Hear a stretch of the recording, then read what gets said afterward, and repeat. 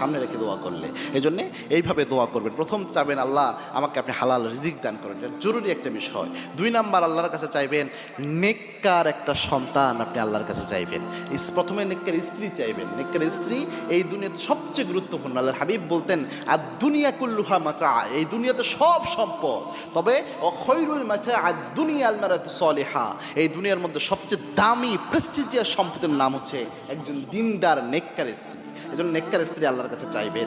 যদি বিয়েও করে ফেলেন তবুও আল্লাহর কাছে চাবেন আল্লাহ আমার নেককার স্ত্রী দাও। মানে হচ্ছে আপনি আরেকটা বিয়ে করবেন, ব্যাপারটা এমন নয়। আপনি আবার নেককার স্ত্রী চাচ্ছে মানে হচ্ছে আল্লাহ আপনার স্ত্রীকেই যেন নেককার বানাইয়া দেয়, দিনদার বানাইয়া দেয়, এইভাবে কবুল হবে। তো ভাবির সামনে আবার দোয়া করতে যাই এমনি কইরেন না যে আল্লাহ নেককার স্ত্রী দান করো, বলবেন যে আল্লাহ আমার স্ত্রীকে আপনি নেককার বানাইয়া দাও, না হলে কিন্তু খবর আছে, ইফতারি পাবেন না সামনে। এরপরে 3 নাম্বার যেটা চাবেন আল্লাহর কাছে, যে নেক সন্তান আল্লাহর কাছে চেয়ে নেবেন। এটা বড় একটা নিয়ামত, সব নবীরা এটা চাইতেন।